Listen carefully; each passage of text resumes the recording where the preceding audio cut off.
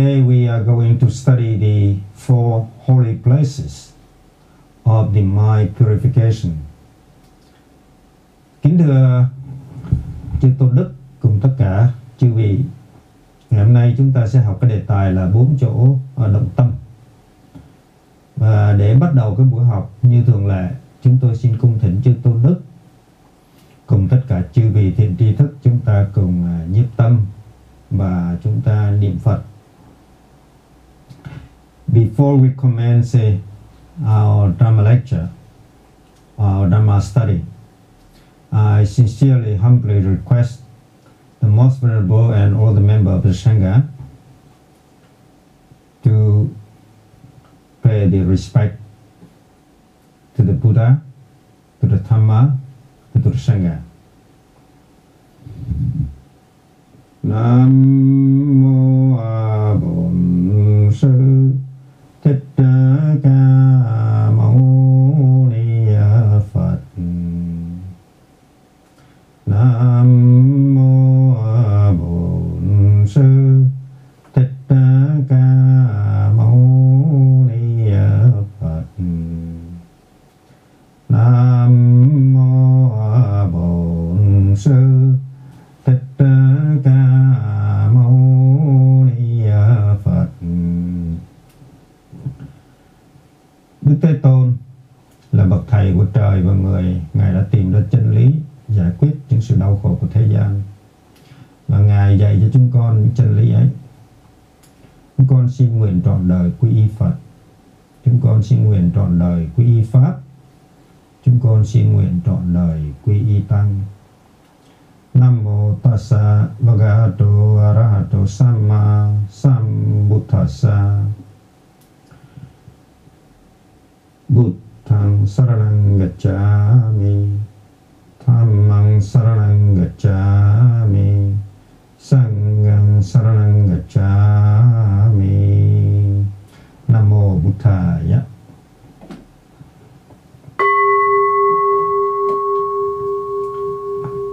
Kính thưa chư vị, ngày hôm nay chúng ta học cái đề tài là 4 chỗ đồng tâm. Và kính thưa chư vị, thì cách đây chừng 2 tuần chúng tôi cũng có treo cái giải thưởng là nếu quý vị nào mà đáp trúng 4 chỗ đồng tâm là gì, giải thích rõ ràng thì quý vị đã được một cái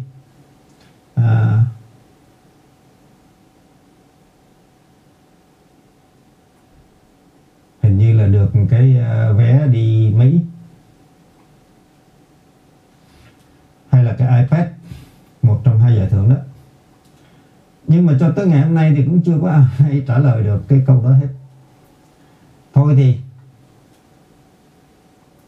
cũng phải trình bày cho quý vị rõ thế nào là 4 chỗ đồng tâm. We have published the notice for reward, giving you the iPad or return air ticket to the USA for a trip to USA. If you give the correct answer for the 4 holy places for the mind purification. However, until now, we haven't received any correct response. None of them is correct. I think probably it's only about 20 people or 30 people send the email and respond. However, the information is incorrect. Và kính thưa chư vị, bây giờ chúng ta sẽ chia ra làm 3 phần. Phần thứ nhất là chúng ta phân tích là 4 chỗ đồng tâm là cái gì. Rồi sau đó chúng ta nghiên cứu coi thực sự ra là ý Phật muốn nói cái gì. Và cái thứ ba nữa là chúng ta áp dụng như thế nào trong đời sống tu học của chúng ta để mà chúng ta được 4 cái chỗ đồng tâm. Tại vì hễ có đồng tâm thì hết phiền não, hết đau khổ và sẽ đưa tới giải thoát. Phật nói rất rõ trong kinh. Phật nói người nào trước khi Phật nhập Niết Bàn, Phật nói người nào mà đến 4 chỗ động tâm với tâm thành kính hoan hỷ mà động tâm thì sẽ tu học tinh tấn và chứng được sự giải thoát. Thế thì kính thưa chư vị, according to the sutra, the Buddha, before he entered the Nirvana, command all the Buddhist member and the member of the Sangha should once in a lifetime visit 4 holy places. And the Buddha clearly identify which is which, and requested and insisted all the members of the Sangha and all the Buddhist members should visit the 4 places so that they can get the blessing and they can cultivate their purification, and at the end they can achieve Arahant. Kính thưa chư vị, thì theo như trong kinh thì nói rất rõ, Đức Thế Tôn trước khi nhập Niết Bàn nói 4 chỗ đó cho Ngài A Nan. Nếu mà bất cứ hành giả nào viếng 4 chỗ đó, thứ nhất, nơi Phật đản sanh, Như Lai đản sanh, Ngài dùng cái chữ Tagatha, tức là Như Lai, nơi Như Lai đản sanh. Thứ nhì là nơi Như Lai chứng ngộ, và thứ ba là nơi Như Lai chuyển pháp luân, và thứ tư là nơi Như Lai nhập Niết Bàn. In the sutras, clarification has been mentioned by the Buddha before he entered the Nirvana to the Ananda. The first places, or first holy places, where the Tathagata was born. Second, places as where the Tathagatas achieved the Arahant and discharged all the attachment. And the third one is where the Tathagata turning the Dharma wheel. And the fourth one is where the Tathagatas enter the Nirvana. Kính thưa chư vị, 4 chỗ mà Đức Thế Tôn dạy rất rõ là như thế. This is the 4 places, holy places, where the Buddha remind and insist every Buddhist member should pay the attentive visit to the 4 places. Kính thưa chư vị, khi mà chúng ta nghe trong kinh á, thì chúng ta nhìn lại thực tế. When we read the sutra, we should compare with the actual or realities to see how the teachings in correspondence with the reality. Trong thời gian bao nhiêu năm nay, có tới hàng triệu người đã tới viếng 4 cái chỗ thánh tích rồi. Nhưng không biết là có bao nhiêu vị đã đồng tâm và đã chứng A-la-hán. I don't know. In the past many years, 1,000 years, a million people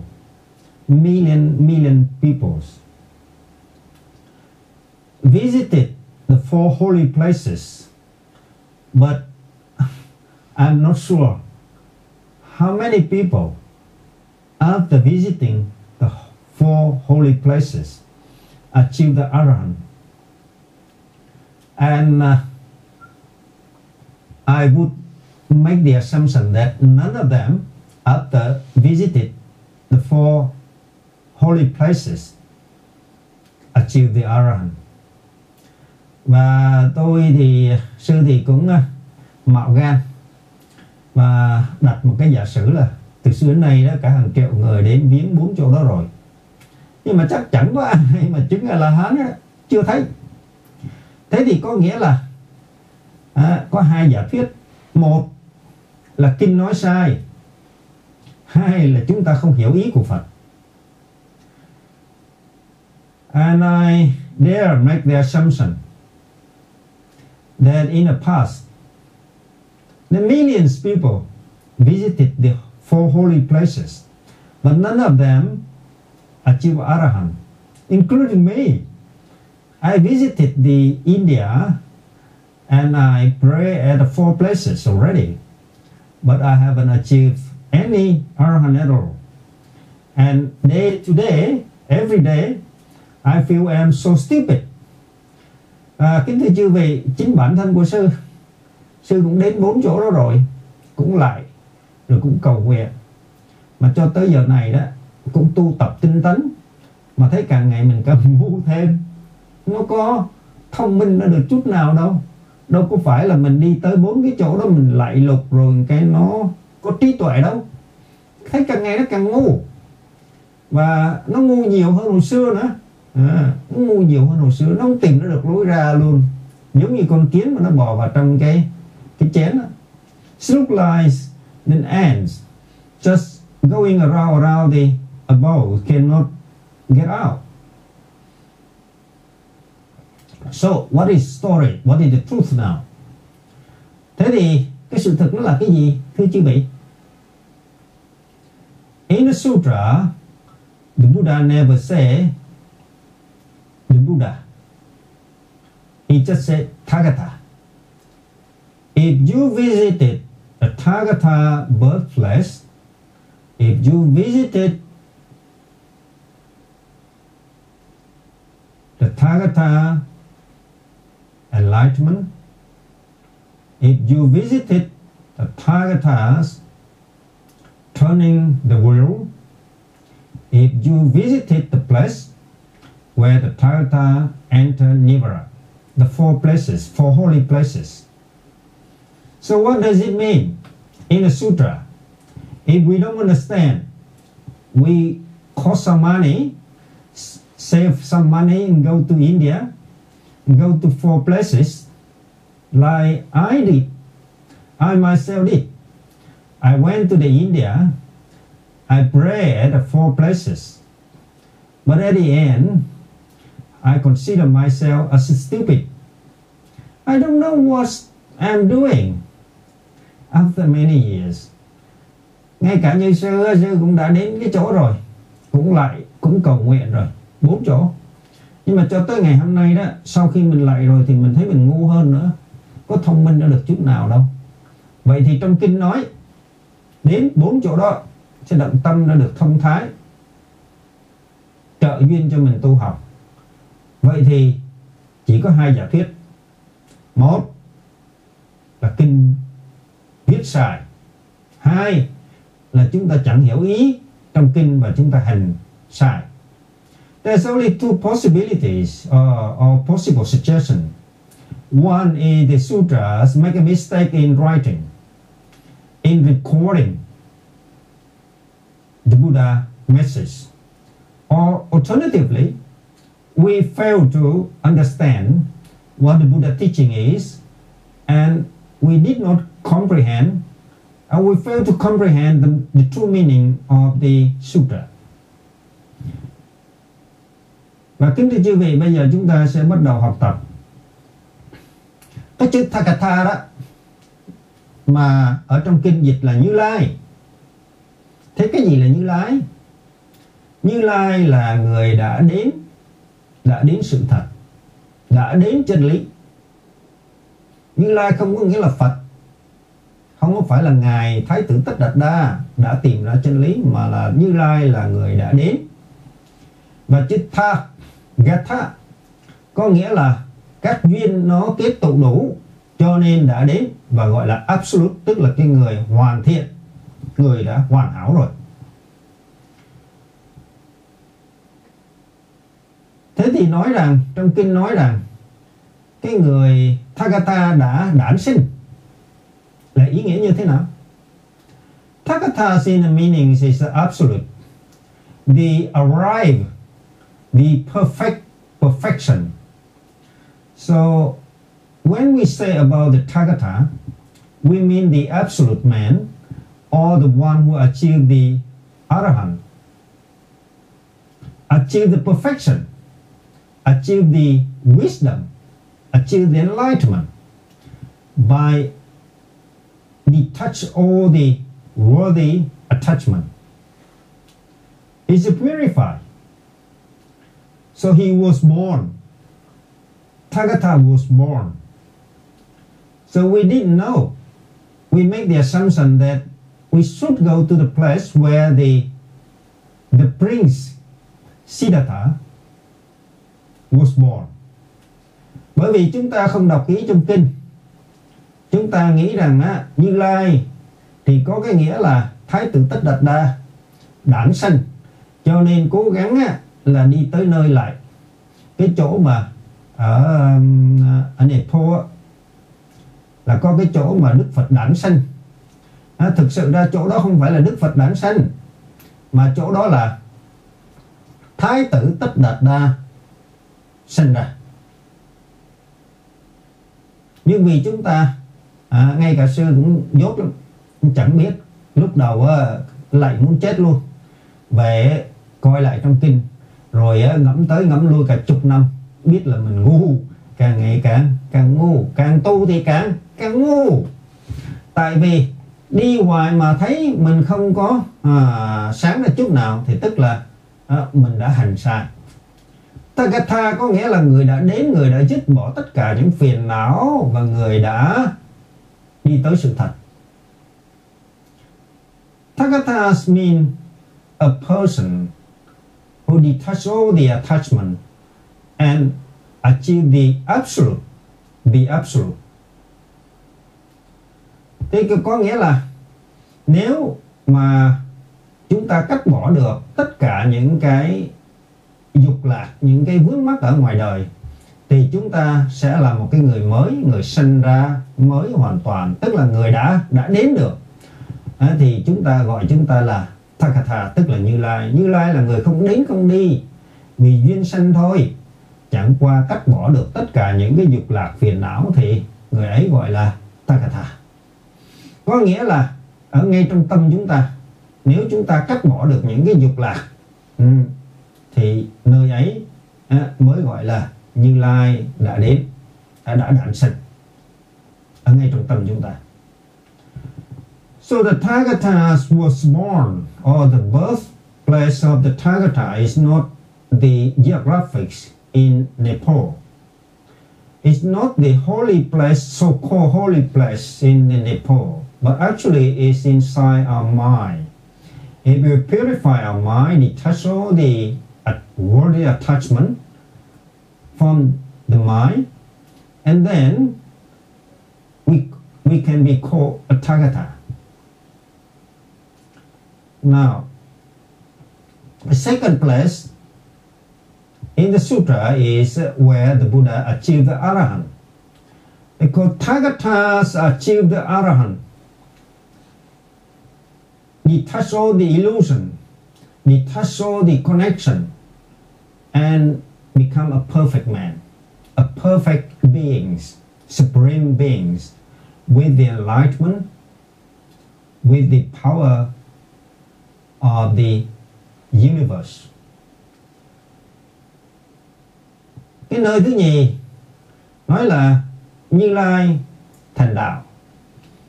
Như Lai tức là Tathagata, là không đến không đi, mà đã thành đạo, có nghĩa là đã nắm được cái chân lý của sự thật, đã thấy rất rõ chân lý của sự thật.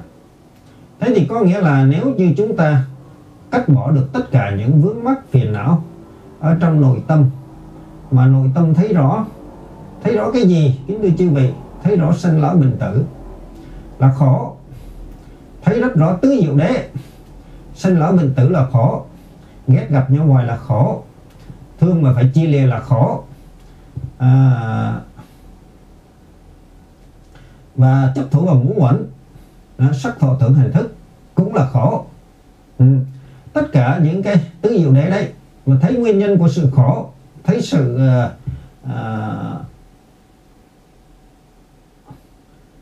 cắt bỏ của cái khổ đấy, chấm dứt cái khổ đấy, và thấy được con đường bát chánh đạo, thì ở đấy gọi là tứ diệu đế. Tứ diệu đế là 4 nơi, thực sự ra là 4 nơi động tâm. Người nào thấy được tứ diệu đế tức là thấy Pháp, mà thấy Pháp tức là thấy Phật. Ở trong kinh Đức Thế Tôn dạy rất rõ như thế. The Buddha in his teaching in many occasions always analyze and remind everybody that if you see the suffering, you experience the suffering, you contemplate the suffering, and you contemplate the impermanence, that means you see the Dharma.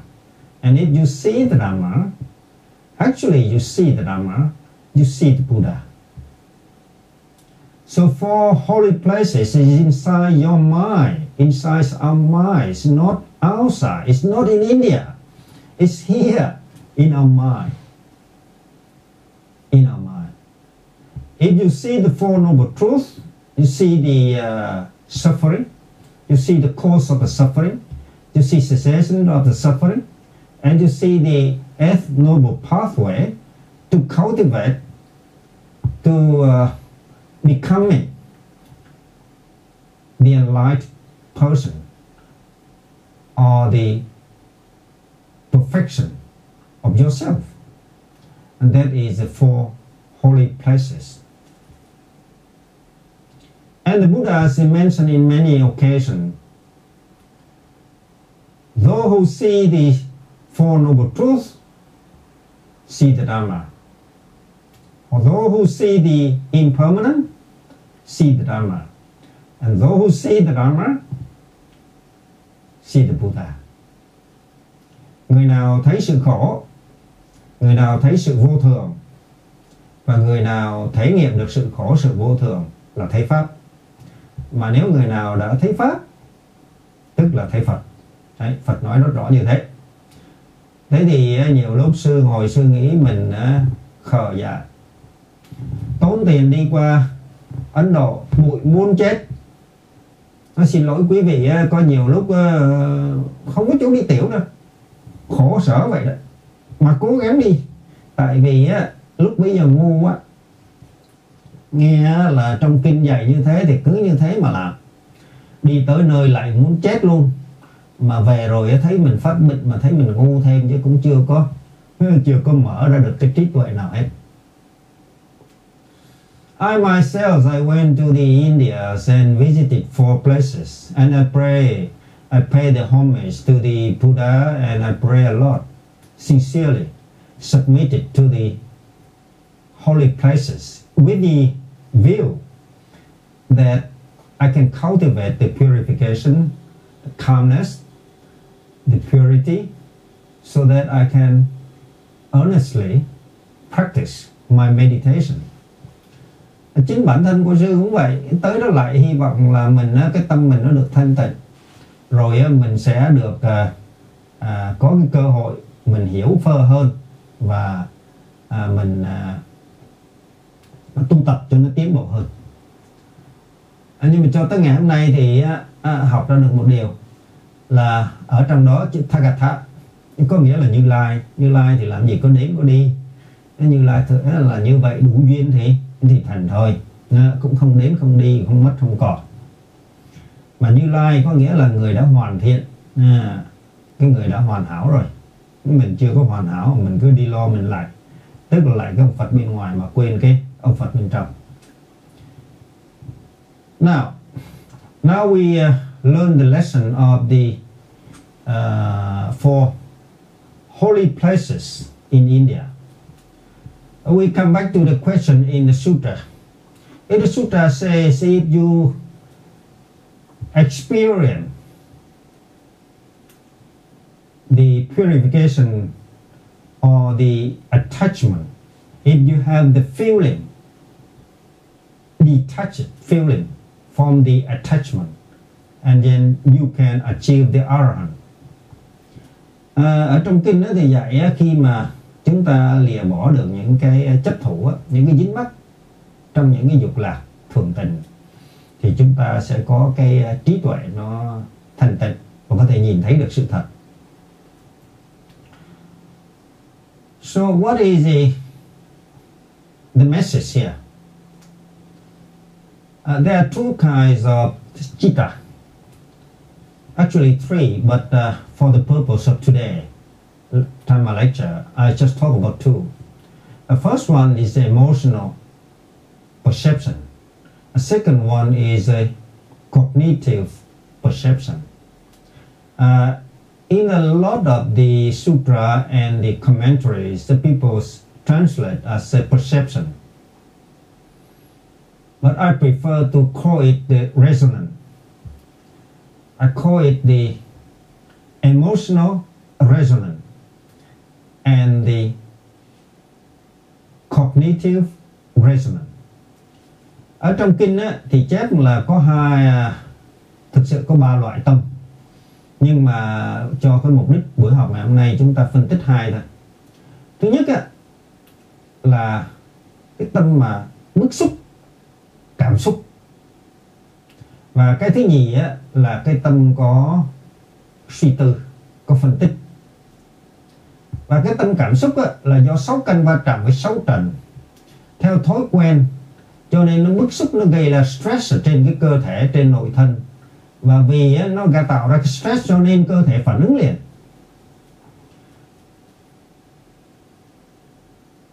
Và một cái tâm nữa gọi là tâm phân tích hay là tâm giảng trạch, trạch giác chi. Tức là khi có sự kiện 6 căn va chạm 6 trần thì nó không bị cảm xúc, bức xúc, vì nó được tu tập, cho nên nó sẽ phân tích. Phân tích thì nó biết cái nào đúng cái nào sai,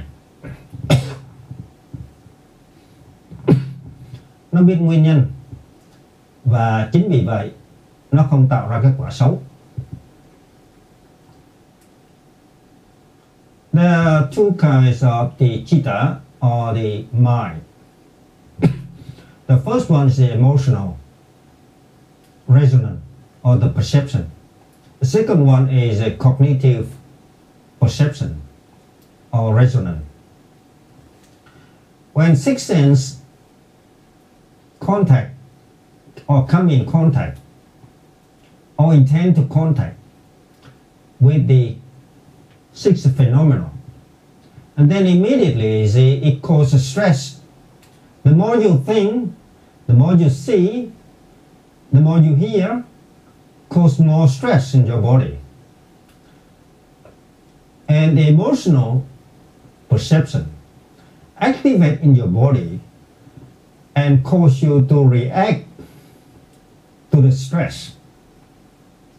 React to the stress, not react to the object or the external objects in the environment, but only react to your emotional perception, your stress. Và vì cái cảm giác bức xúc ấy nó là có sẵn, cho nên á, nếu người không có tu tập, khi 6 căn va chạm 6 trần, lập tức cái tâm nó sanh, nó phản ứng, và nó phản ứng với cái stress ở trên cơ thể mình, chứ không phải là cái đối tượng ở bên ngoài. For instance, somebody says some nasty thing to you and you feel upset, and that upset because you have the emotional reaction, emotional perception, and emotional perception without cognitive perception will react to the stress embodied in your body, physical body. Khi mà các bạn thí dụ nghe một cái câu người ta mắng chửi mình, thì lập tức cơ thể mình nó rung động, và mình phản ứng theo cái sự rung động nơi cơ thể, chứ mình không có phản ứng nơi cái đối tượng đâu, mà thực sự mình phản ứng nơi cái sự rung động nơi cơ thể. Và nếu càng nghe nhiều nó trở thành thói quen, cho nên nó tích lũy và nó tăng trưởng cái cảm xúc ấy. Cho nên càng nghe nhiều thì phản ứng càng nhanh. Người ta chưa kịp mở miệng ra nói thì mình đã phang người ta rồi, tại vì mình phản ứng theo cái cảm xúc của mình. Và những cái ấy Đức Phật gọi là nghiệp. And the Buddha calls all the emotional reaction karma. Karma is built up, is cultivated by your habit, by your emotional reaction according to your emotional perception. Và Đức Phật gọi cái ấy là nghiệp. Nó được xây dựng, nó được tăng trưởng bởi những cái thói quen, những cái phản ứng bức xúc ở trên nội thân khi sáu căn va chạm với sáu trần mà không được tu học chu đáo, không có khả năng phân tích. Therefore in life, usually we have the emotional perception and we react to the emotional feeling. And feeling is one of the five aggregate. And we attach to the five aggregate, which is one of the Four Noble Truths for suffering. Và thường thường trong đời sống hàng ngày, chúng ta phản ứng đa phần là không có suy tính, không có suy nghĩ, tại vì thiếu tu tập. Cho nên chúng ta vướng vào trong sự đau khổ ở trong 4 cái điều mà Đức Phật dạy. Tứ thanh đế, tứ diệu đế. Mà cái cảm thọ ấy, bức xúc ấy là một trong cái ngũ uẩn, 5 cái uẩn: sắc, thọ, tưởng, hành, thức. Đấy. Cho nên khi chúng ta hành xử mà nếu chúng ta không có một khả năng phân tích nhạy bén, huân tập, biết đâu là đúng, đâu là sai, thì chúng ta sẽ chỉ phản ứng theo cái cảm xúc nhất thời. Because we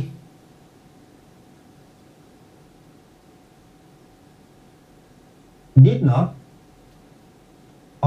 try to cultivate the good habit or train ourselves to cultivate the good habit through the cognitive perception or cognitive resonance.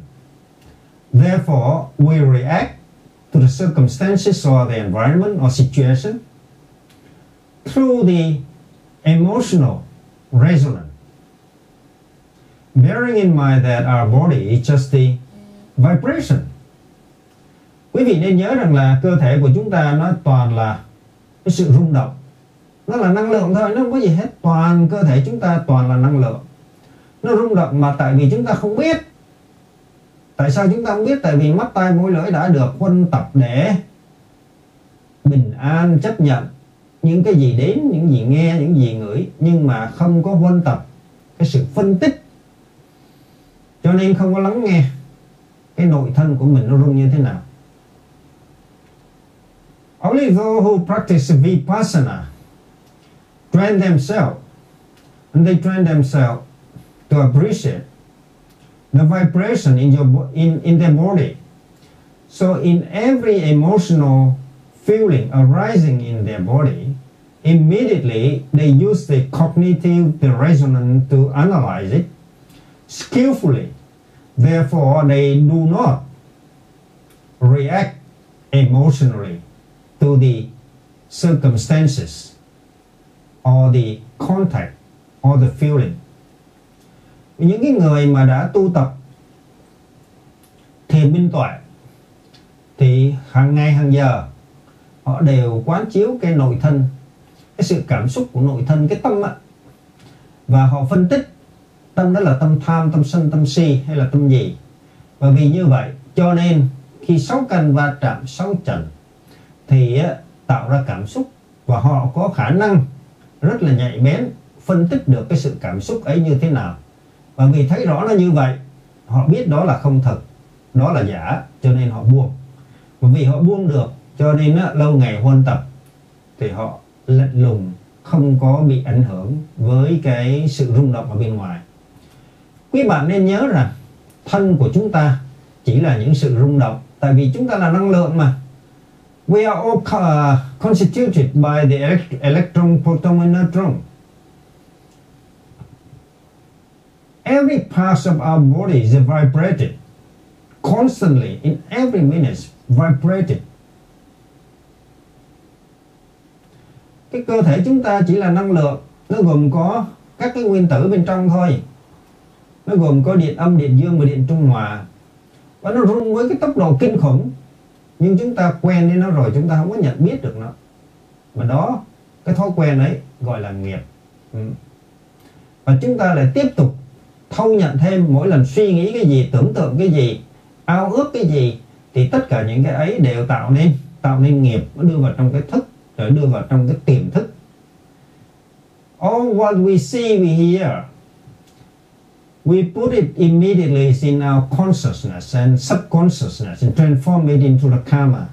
And that karma will take us to another life of the suffering.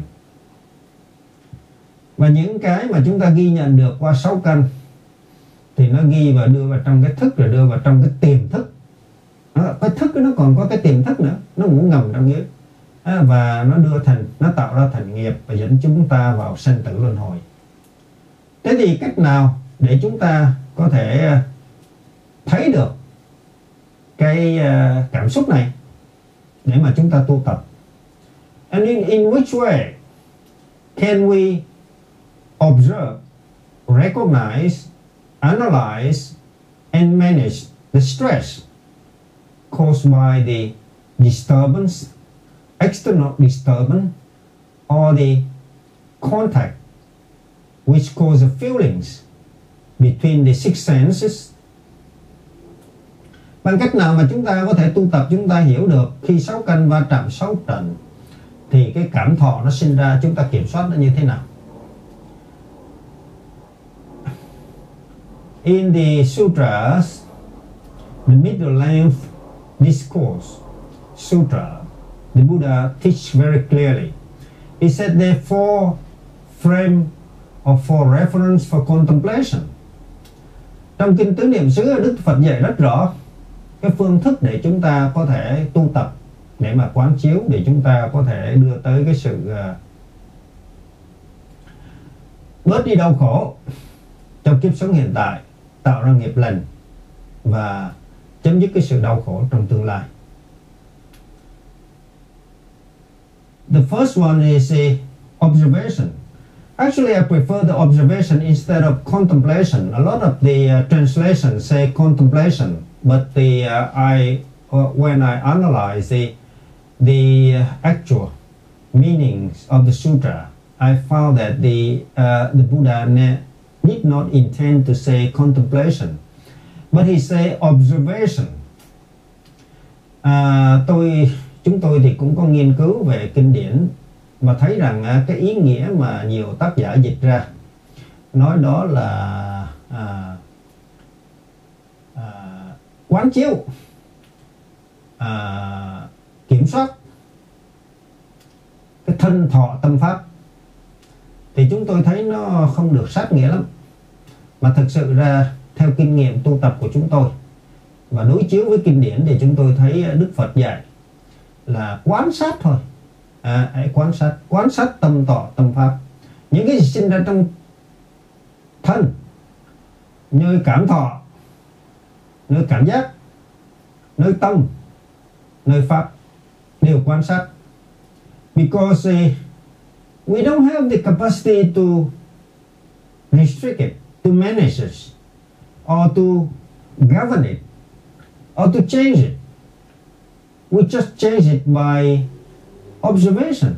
As soon as we skillfully observe the phenomena in our mind, our body, and our feeling, it disappears. Đức Phật dạy rất rõ ở trong kinh Tứ Niệm xứ. Ngài nói 3 điều kiện: nhiệt tâm, tinh cần, tỉnh giác.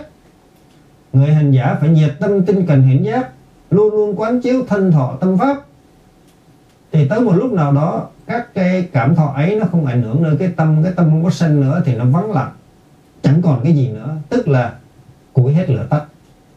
The Buddha clearly specified in the sutra. The first condition is effort. You have to make the effort. Second, it must be constant, regular. And the third one is mindfulness. You cannot do practice. You cannot do the observation if you don't make the effort. And the efforts must be constant and with the mindfulness. And you keep observing your body, your feeling, and your mind, your phenomenon. Các bạn phải có 3 điều kiện. Nhiệt tâm, tức là phải có cố gắng. Nhiệt tâm. Không có nhiệt tâm không làm được đâu. Nay làm mai nghỉ thì cũng như không mà. Một ngày ăn 3 bữa thì chúng ta phải làm đều đều. Tinh cần, làm siêng năng. Không thể nào đó nói một năm đi chùa có một ngày à, còn mấy ngày khác con không có tu, chẳng được ích lợi gì hết. Cái thứ ba là phải tỉnh giác. Làm mà không tỉnh giác thì cũng như không. Sư ở trong có nhiều vị ở đây cũng đã từng theo học một khóa của sư, ít nhất là một khóa, có nhiều vị học 3-4 khóa rồi. Mà sư thấy có nhiều lúc ngồi thiền ngủ, nó ngáy to lắm, mà mình đâu dám đụng tới, sợ nó buồn, thì thôi kệ nó, cho nó ngáy đi không sao hết. Nhưng mà ngáy đó, tình trạng ngủ đó, nó gọi là drowsiness, tức là tình trạng do sự phóng dật, và cái đó là một trong 5 cái triển cái cản trở con người tu thiền để bước vào cái sơ thiền. Drowsiness is one of the 5 hindrance obstructing the practitioner to enter the first stage or the first jhana. So you have to be mindful of what you are doing. When you work, you know you are working, mindful of your working. When somebody occurs in your body, pain, suffering, headache, itchy, everything in your bodies, if it occurs, you have to contemplate, observing it, see it clearly with the mindfulness. Quan sát nó với cái sự tỉnh giác. Những cái gì ở trong thân, thở vào, thở ra. Nhưng mục đích là quán nơi thân, nơi thọ, nơi tâm, nơi pháp. Có cái gì nó xảy ra, chứ không phải quan sát nơi hơi thở. There's no such thing as a breath meditation. Không có cái gì mà Đức Phật dạy là thiền hơi thở. Cho nên đừng có hiểu lầm. Nghe người ta nói thiền là hơi thở, là mình cố gắng mình thiền cái hơi thở là không có. Nó là hư không. Đức Phật dạy quán nơi cái sự chuyển động của hơi thở ra, hơi thở vào, quán nơi cái sự chuyển động ấy, để rồi coi cái tâm của mình nó như thế nào, nó có lăng xăng không, nó có thân thọ tâm pháp không, thế thôi. Cho nên khi mình quán chiếu cái chuyện gì xảy ra nơi thân, nơi thọ, nơi tâm, nơi pháp, thì đó là phương pháp tu học. Khi mình đã làm thanh tịnh được, nó không có một niệm không sân nữa, củi hết lửa tắt. When we purify, when we observe skillfully the body, the feeling, the mind, and the phenomenon, skillfully, and we purify our mind, our action, our speech, then we improve our cognitive resonance or cognitive perception. So when every contact occurs in our body through the sixth sense, it causes emotional perception.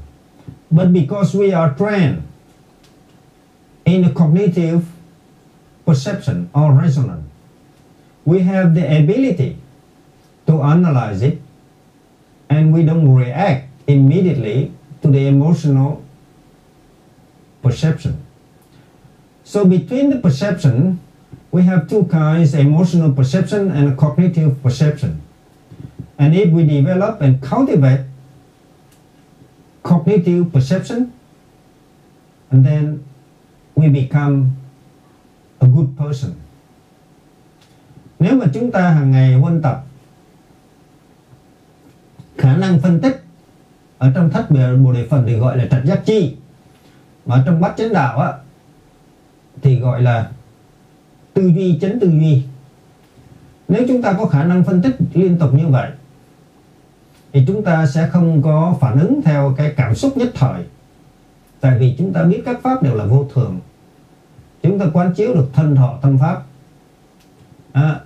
chúng ta tăng trưởng được cái thân khẩu ý lúc nào cũng được hoàn thiện cao thượng hơn, và như vậy nó mới có kết quả. That is the four places, holy places of the mind purification, which Buddha indicated in his Dharma lectures before he entered the Nibbana. Đó là 4 cái nơi động tâm mà Đức Phật dạy trước khi Ngài nhập Niết Bàn. If you don't see the Four Noble Truths, if you don't apprehend Four Noble Truths, if you don't comprehend Four Noble Truths, if you don't experience Four Noble Truths, you will not see the Dharma. And if you don't see the Dharma, you don't see the Buddha. That's very simple. Có nghĩa là nếu các bạn không trải nghiệm, không hiểu được, không thể nhập được, không thấy được rõ cái tứ diệu đế, sanh lão bệnh tử là khổ, chia lìa, thương mà phải chia lìa là khổ, ghét mà gặp nhau hoài cũng là khổ, mà chấp thủ vào ngũ uẩn sắc thọ tưởng hành thức cũng là khổ. Nếu không thấy được những điều đấy, tức là không thấy được tứ diệu đế, mà không thấy tứ diệu đế thì không thấy khổ, mà không thấy khổ thì không thấy pháp, không thấy vô thường thì không thấy pháp, mà không thấy pháp thì không thấy Phật. Cho nên Phật nói rõ kẻ nào thấy pháp, kẻ đó thấy Phật. Mà pháp đấy là vô thường. Nếu ta thấy được cái vô thường, thể ngập được vô thường, hiểu được vô thường, thì chúng ta sống trong cái chánh niệm, tỉnh giác. So, there's two kinds of the practice. One we call the samadhi, sama, or the calmness. And second one we call vipassana, the analytical skill. We develop two things. One is calmness, which is we don't react to the emotional feeling through the sixth sense. When we see, we hear, we smell something, and we use our cognitive perception to analyze it skillfully. That's been vipassana. Analyzing it means vipassana. And we got the vipassana skill. In vipassana, we don't react to the emotional feeling, and we don't create the bad karma. We stop creating the bad karma. We eliminate the samsara. Khi mà chúng ta hiểu được cái tính chất của vô thường, thì khi có cảm xúc ở trên nội thân, chúng ta không phản ứng liền, tại vì chúng ta tu tập nơi cái tuệ giác, chính tư duy hay là trần giác chi ở trong thất Bồ Đề Phần, qua cái thiền minh tuệ. Có hai loại thiền, một loại thiền là thiền định với loại thiền tuệ. Thiền định thì nó làm cho chúng ta an vui, ngồi thiền thở ra thở vào cảm thấy mình xả bỏ được, mình thấy an vui lắm. Nhưng nếu không thông qua tứ niệm xứ không quán chiếu được cái thân thọ tâm pháp thì không có khả năng để mà phân tích, để rồi chống chọi được những cái hiểu được những cái cảm thọ, những cái tánh vô thường của các pháp. Once we have the complete understanding of the phenomenal process in our mind, we detach from all the worldly attachment. We liberate from all the attachment. We achieve the liberation. Be happy in the current life, here and now, and we stop the samsara. We are not going to be coming in the future. Khi chúng ta tu tập mà cái thiền minh tuệ thì chúng ta sẽ chấm dứt được những cái sự phản ứng nơi cảm xúc nhất thời. Thì chúng ta sẽ không có thêm củi, mà không thêm củi thì lửa hết. Thì chấm dứt được sanh tử luân hồi. Thì trong kiếp sống hiện tại chúng ta được an vui, và trong tương lai thì chúng ta sẽ không còn trở thành. Chứ chúng tôi không có dùng chữ tái sanh, tại vì Phật không nói chuyện tái sanh. Phật chỉ nói là trở thành, đủ duyên thì nó thành thôi. Cho nên dùng chữ là becoming, not reborn or rebirth or reincarnation. It's not the concept which Buddha taught. Chữ tái sanh Đức Phật không có dạy. Người ta có thể phiên dịch nó không được chính xác thôi. Thực sự ra nó đủ duyên thì nó thành. Nam mô Buddhaya. I think it's time to stop here. And if you have any question, and unfortunately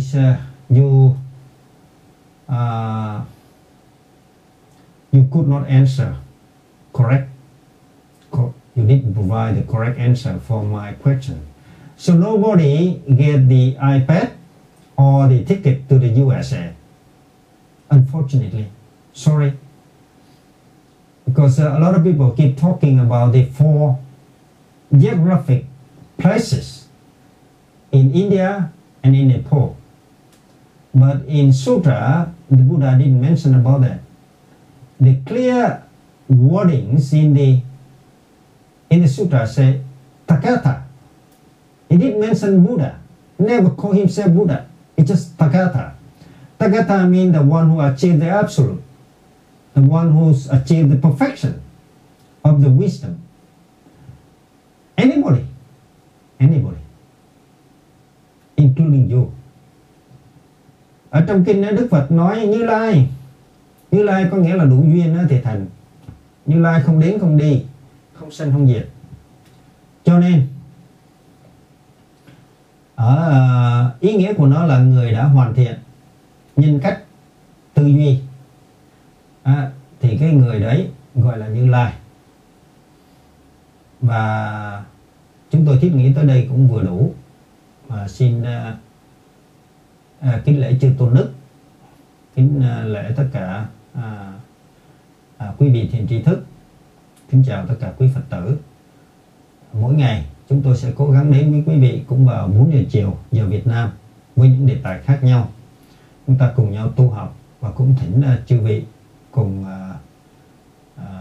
với chúng tôi cùng chia sẻ. Quý vị có câu hỏi gì thì cứ hỏi, hoặc là quý vị có muốn đăng đàn lên để cùng chia sẻ với quý Phật tử và quý chư Tôn Đức, chúng tôi xin cung thỉnh chư vị. Chúng tôi cũng rất ao ước được lắng nghe những cái lời chia sẻ hoặc là chỉ dạy của chư vị. Thú thiệt với quý vị chứ chúng tôi cũng còn ngu lắm, nên cho nên cố gắng để mà tu tập thôi. I have to say the truth that I'm still at the low level, very ignorant, very stupid. So I need to learn more every day.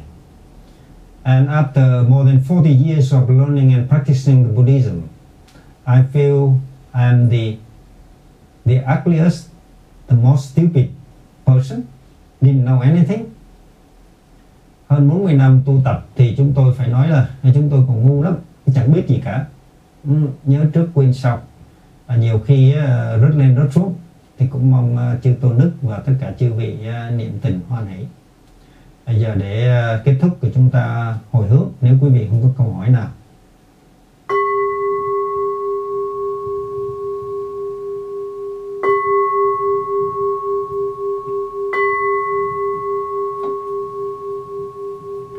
Nam mô Buddhaya, Nam mô Dhammaya, Nam mô Sanghaya.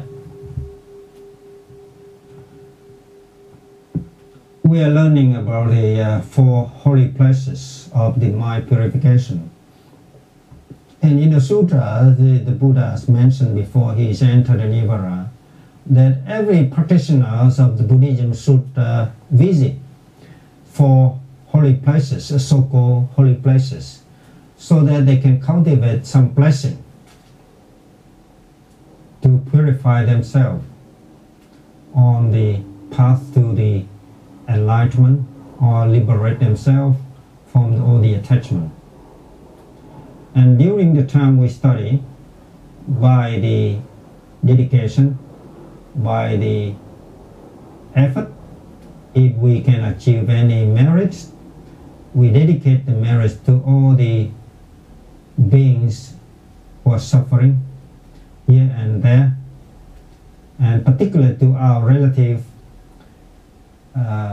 who are deceased, can, through our effort, can achieve the liberation of all the attachment in their mind, to be born or to be becoming in the bliss land or the Nirvana. Nam mô Bổn Sư Thích Ca Mâu Ni Phật. Ngày hôm nay chúng con tu học cái đề tài 4 nơi thánh động tâm. Và chúng con theo như kinh sách của Phật dạy, 4 nơi ấy thực sự ra ở nơi tâm của chúng con, thân thọ tâm pháp. Nếu chúng con gạt bỏ được tất cả những vướng mắc nơi 6 căn 6 trần, 6 căn được thanh tịnh, 6 trần không dính mắc, thì củi hết lửa tắt, kiếp này là kiếp chót. Và luôn luôn nơi quán chiếu tứ niệm xứ để đạt được tới cái chỗ tinh diệu của sự thanh tịnh. Trong lúc chúng con tu học với tất cả nỗ lực thanh tịnh, nếu có tạo được chút công đức nào, xin hồi hướng tất cả những công đức ấy cho chúng sanh hữu tình vô tình trong 10 phương pháp giới, và nhất là cho thân bằng quyến thuộc của chúng con. Người còn sống thì được an vui, bớt bệnh bớt phiền não. Người đã mất thì được nương theo nỗ lực và sự thanh tịnh của chúng con, được sự giác ngộ, hiểu rõ vô thường và buông xả để được sanh về nơi nhàn cảnh. Nam mô Bổn Sư Thích Ca Mâu Ni Phật.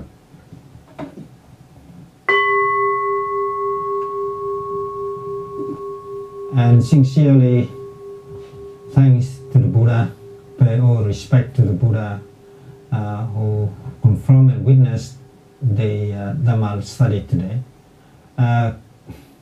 Kính lễ chư Tôn Đức, kính lễ chư vị thiện tri thức, kính chào tất cả quý Phật tử. Chúc quý vị có một ngày an lành, đêm an lành. Và chúng tôi xin được ngưng ở đây.